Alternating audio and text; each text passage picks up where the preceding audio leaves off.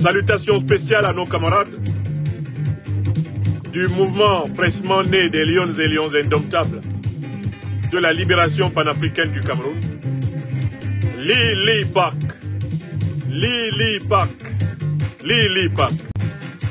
Les grands préparatifs du grand match pour libérer le Cameroun de la dictature de Paul Biya, instaurer une transition vers de véritables élections populaires, transparentes, vraies, justes, solidaires. La nécessité préalable de la chute du régime Biya. Elle s'affirme de plus en plus. La grande mobilisation du peuple camerounais. Elle surprendra le siècle. Elle surprendra le satrape Biya. Et ce sera la fin de plus de 60 ans de néocolonialisme au Cameroun. Nous allons parler de l'ambassadeur de France au Cameroun, un certain monsieur Thierry Marchand, militaire de son État, qui s'intéresse aux fausses élections de Biya. Dans une année particulière au Cameroun, 2025, c'est l'année électorale. Et il est donc tout à fait normal que je puisse m'entretenir avec le ministre de l'administration territoriale, qui est responsable de toute la chronologie des élections à venir. Et je voulais échanger avec monsieur le ministre sur certaines modalités pratiques qui vont être très importantes pour la vie du pays dans les prochains mois. Et pour l'ambassade de France, c'est important de savoir comment ça marche, quel va être le calendrier, comment vont s'organiser toutes ces élections. Et c'était l'objet principal de notre discussion cet après-midi. Mais il me semble qu'à chaque élection, il est naturel que je puisse avoir avec monsieur le ministre un moment pour discuter. Nous allons nous demander quel est l'intérêt soudain de l'ambassadeur militaire de France au Cameroun pour les élections présidentielles camerounaises. Monsieur Thierry Marchand, officier supérieur de l'armée française, par ailleurs chef de la diplomatie française au Cameroun, a été vu ces dernières heures dans une très longue audience avec le ministre de l'administration territoriale du dictateur Paul Biya, un certain sacripant nommé Paul Atangandji. Monsieur Thierry Marchand, militaire de son État, diplomate, et ceux qui l'ont accueilli, Atangandji, ont explicitement révélé à l'attention de toutes les Camerounaises et de tous les Camerounais l'objet de leur entretien qui aura duré pratiquement 2 heures de temps. Cet objet n'est ni plus ni moins que les futures soi-disant élections présidentielles d'octobre 2025 au Cameroun. Je voudrais d'abord vous faire constater que le Cameroun a connu la tutelle coloniale de la France, la tutelle coloniale de la Grande-Bretagne et la tutelle coloniale de l'Allemagne. Pendant la tutelle coloniale allemande, bien sûr, il n'y avait pas d'élection au Cameroun, puisque les Allemands s'étaient imposés par les armes. Pendant la tutelle coloniale britannique et française, il n'y avait pas d'élection au Cameroun, puisque les Britanniques et les Français se sont imposés au Cameroun par les armes. Et ils organisaient, selon leurs propres principes, la sélection des indigènes, entendez par là les populations locales, qui devaient leur servir de supplétifs. À la fin de la période coloniale, la puissance française a organisé une succession de fraudes électorales massives à Yaoundé pour imposer des premiers ministres qui étaient à la solde de ses intérêts, c'est-à-dire le maintien de ces troupes coloniales dans le territoire camerounais soi-disant déclaré indépendant, le maintien de la monnaie coloniale, du franc CFA, comme poste de péage pour continuer à piller les richesses d'une quinzaine de pays africains, le maintien à la tête de l'État du Cameroun de ceux des Camerounais qui ne voulaient pas de l'indépendance totale, réelle du Cameroun, à savoir Amadou Baba Touraïdjo et par la suite Paul Barthélemy Biya, cela depuis 1958 jusqu'à nos jours. Nous sommes aujourd'hui le 24 mai 2025. Enfin, en détournant ainsi l'indépendance à laquelle aspiraient les populations camerounaises, la puissance coloniale française veillait également à mettre ce pays sous dictat culturel, à travers une francophonie utilisée comme camisole de force pour écraser toutes les initiatives souveraines en termes d'endogénéité, en termes d'autoréférence, en termes d'auto-évaluation, en termes d'autonomie, d'indépendance spirituelle, etc. Par ailleurs, c'est important de le rappeler, la puissance française organisa l'un des pires génocides de son histoire. Plus d'1 million de Camerounais furent notamment entre 1955 et 1971 assassinés, génocidés par l'armée française, appuyés par ses supplétifs africains, y compris les supplétifs aux ordres de ses valets camerounais, Amadou Barbatoura Ahidjo et Paul Barthélemy Biya Abimbondo. Voilà ce que la puissance coloniale française a fait au Cameroun. Et quand les régimes Ahidjo et Biya se sont installés, elle les a constamment accompagnés pour toutes les fraudes électorales que ces régimes ont organisées. Et quel que soit le dirigeant qu'il y a à l'Élysée, il a régulièrement adressé une lettre de félicitations au despote camerounais à l'issue de toutes les mascarades qu'il a organisées de 1958 jusqu'à nos jours. Les dirigeants français, que ce soit De Gaulle, que ce soit Pompidou, que ce soit Giscard d'Estaing, que ce soit François Mitterrand, que ce soit après François Mitterrand, Jacques Chirac, que ce soit après Jacques Chirac, Nicolas Sarkozy, après Nicolas Sarkozy, François Hollande, après François Hollande, Emmanuel Macron, ils ont constamment félicité les dirigeants camerounais pour les fraudes électorales successives qu'ils ont organisées au Cameroun.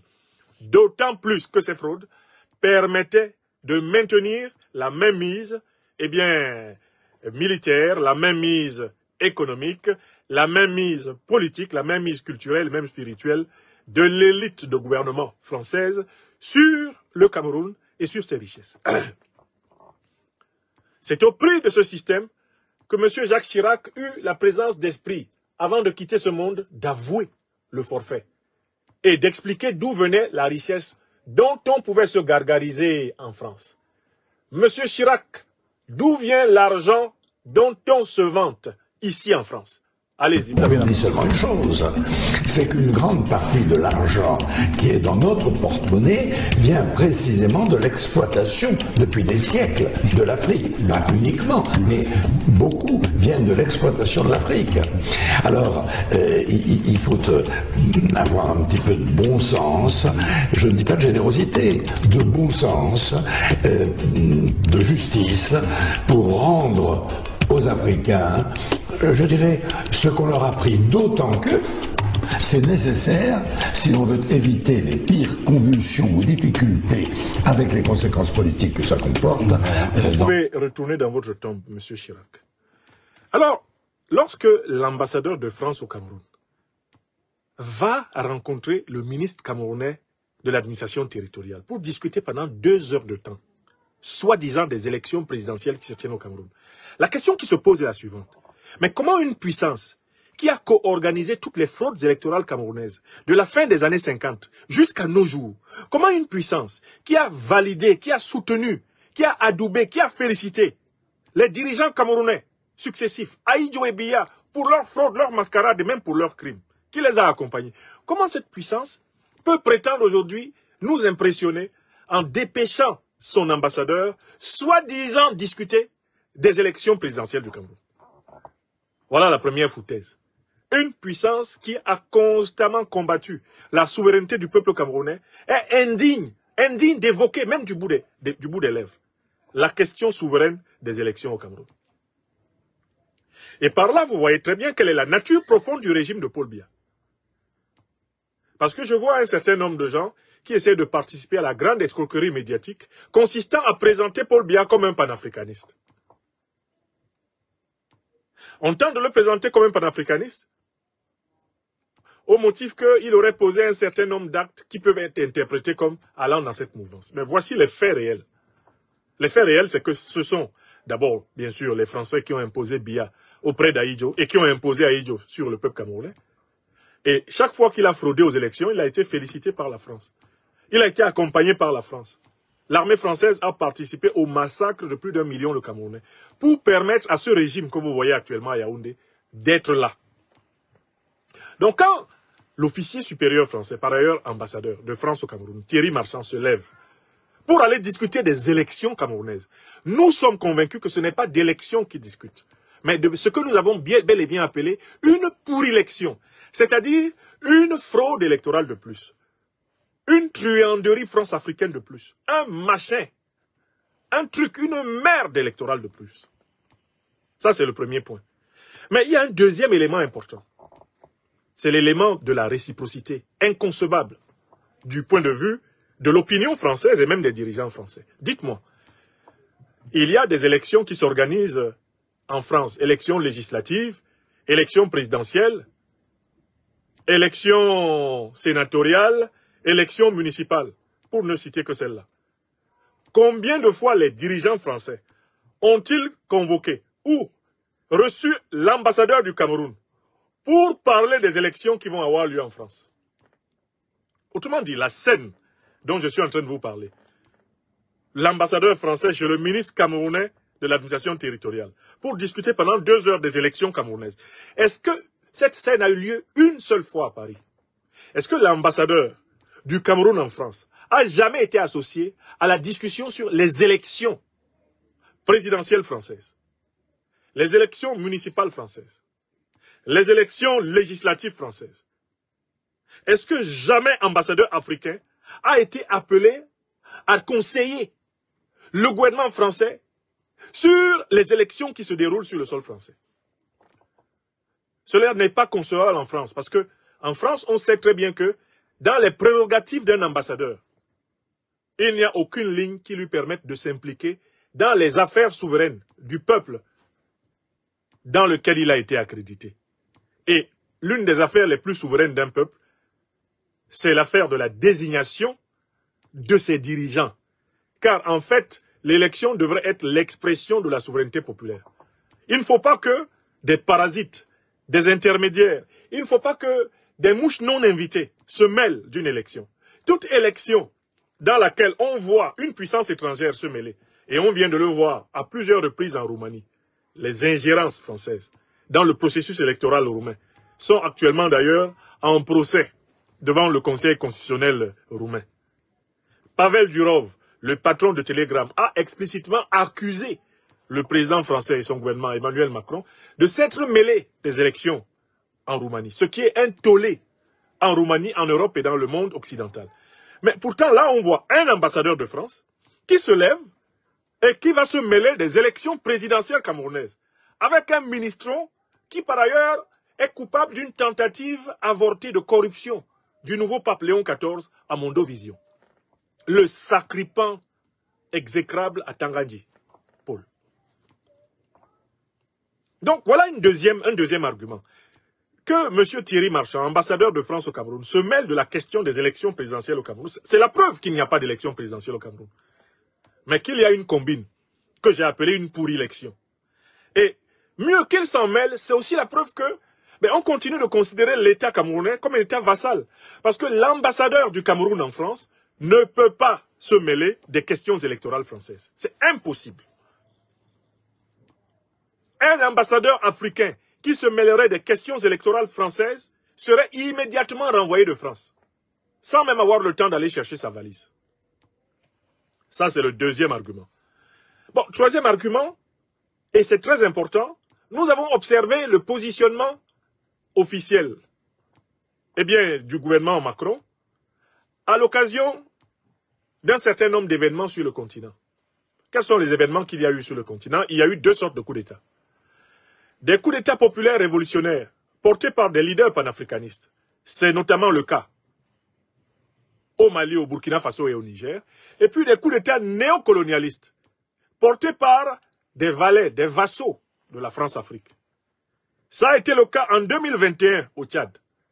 Quand le général, il était alors général, Mahamat Idriss Déby Itno, après la mort par assassinat de son père, a pris le pouvoir. C'était un coup d'État qu'il avait fait. Il a été ouvertement soutenu par le président français.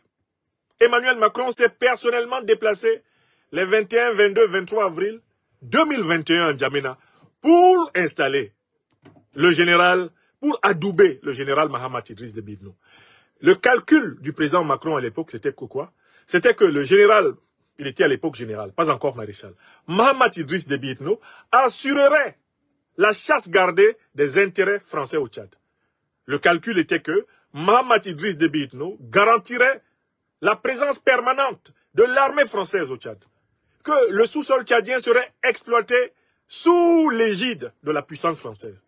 Que l'orientation géopolitique, diplomatique, géostratégique, l'avenir du Tchad serait encore amplement décidé, voire exclusivement décidé à Paris.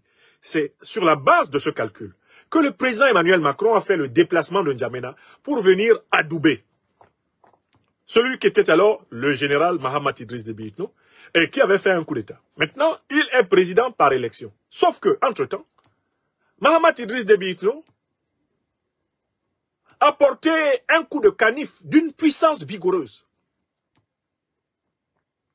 Eh bien, à la prétention de la partie française de garder la main militairement, économiquement, géostratégiquement, etc. sur le pays. Ce qui a ouvert une période de désamour. On va en parler dans le deuxième sujet. Mais je voudrais souligner que le président français a soutenu un coup d'État militaire au Tchad. Mais il y a un deuxième coup d'État militaire qu'il a ouvertement soutenu. C'est le coup d'État militaire du Gabon.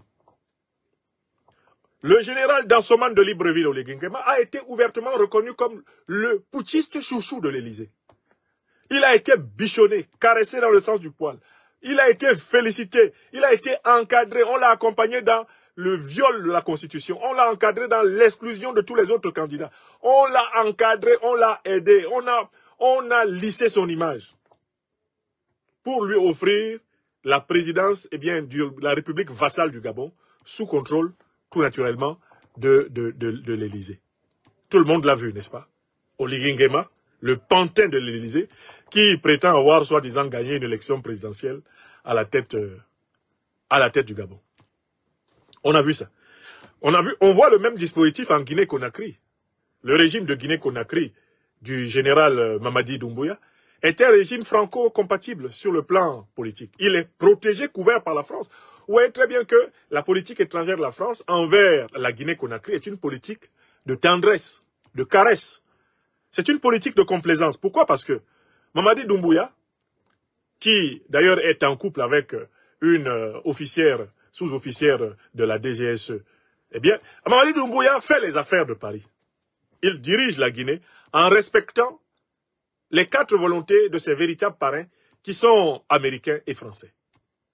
D'ailleurs, on a vu plusieurs images de soldats américains qui ont aidé à la prise de pouvoir de Mamadi Doumbouya à Conakry contre le régime d'Alpha Condé. La même attitude de la diplomatie française s'observe envers des régimes civils, mais qui sont en fait des régimes de putschistes civils, comme celui d'Alassane Draman Ouattara.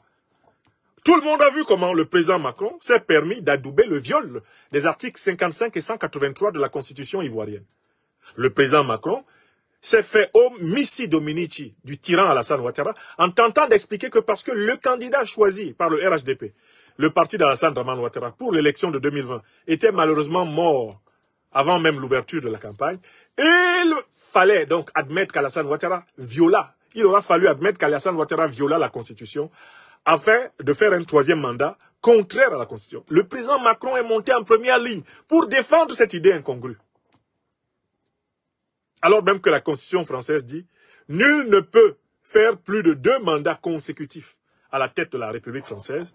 Nul ne peut être élu pour plus de 2 mandats consécutifs. » Ce qui fait qu'en 2027, M. Macron est supposé quitter la présidence de la République et partir, peut-être dans l'espoir de revenir, tenter de faire un mandat consécutif, on n'en sait rien, un nouveau mandat, on n'en sait rien.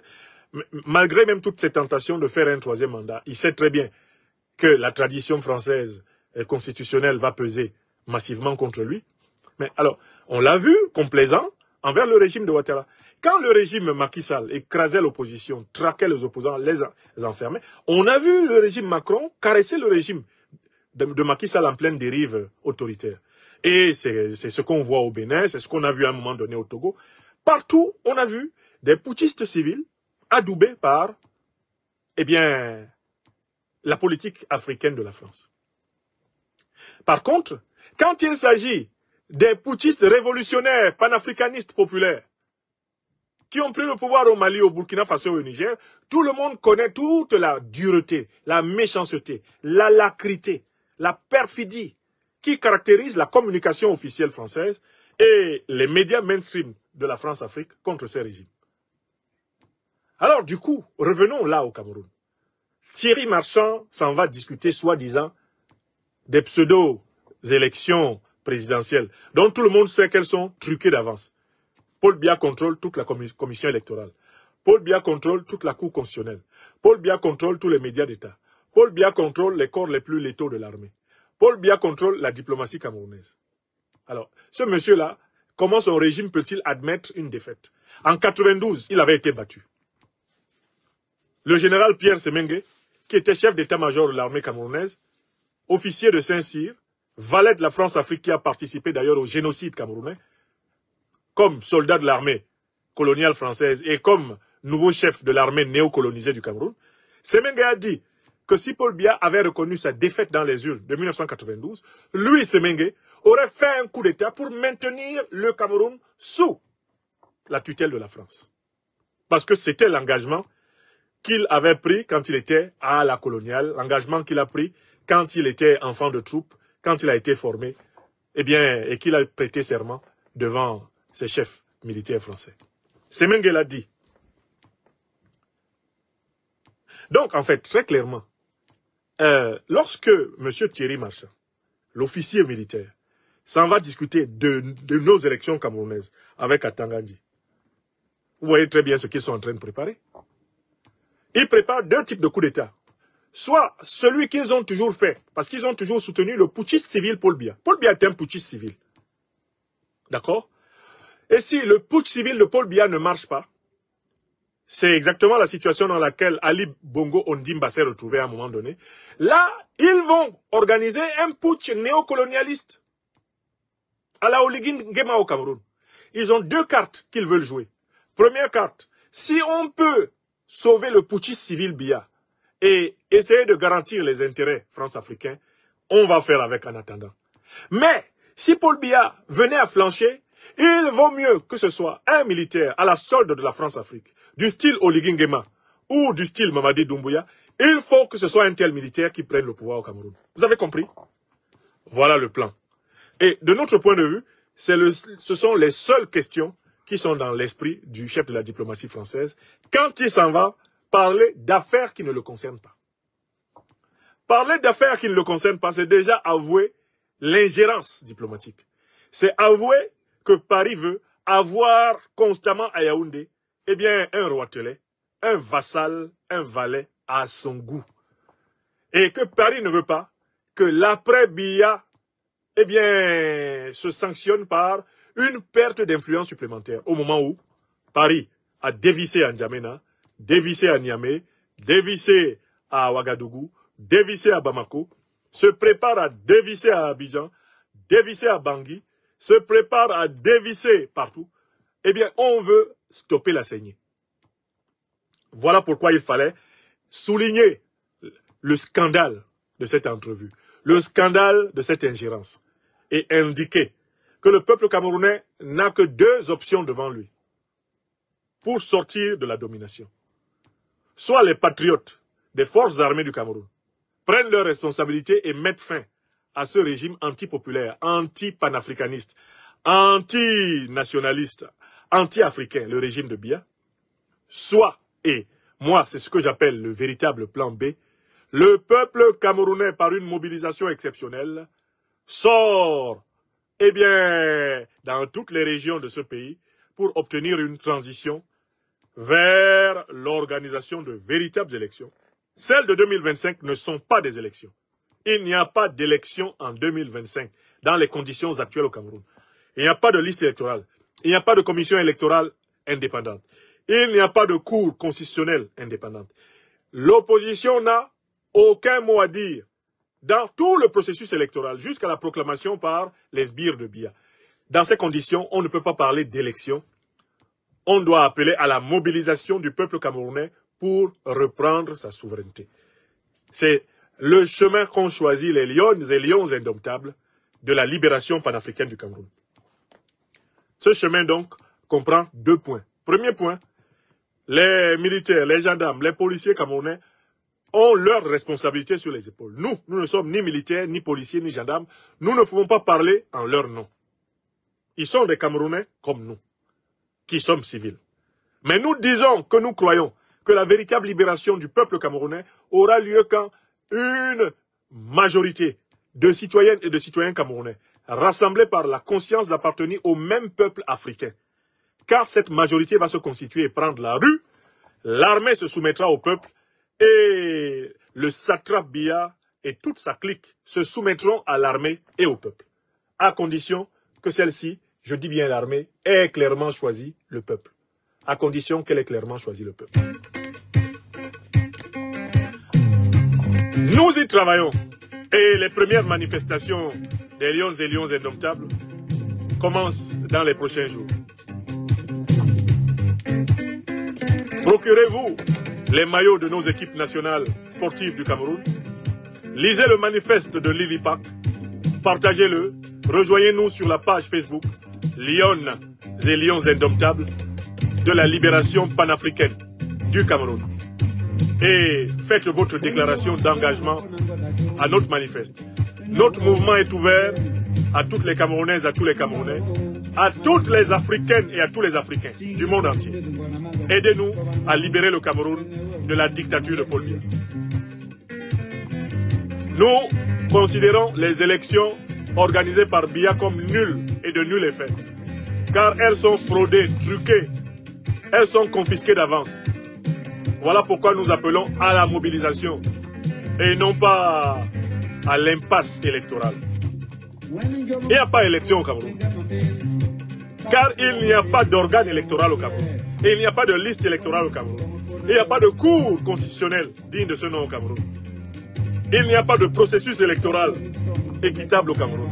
Ça ne s'appelle pas élection. C'est une pour-élection. Nous voulons libérer ce pays de la dictature de Paul Biya. N'ayez pas peur. Ce qui sera dit ici contribue à l'émancipation de notre peuple. Partagez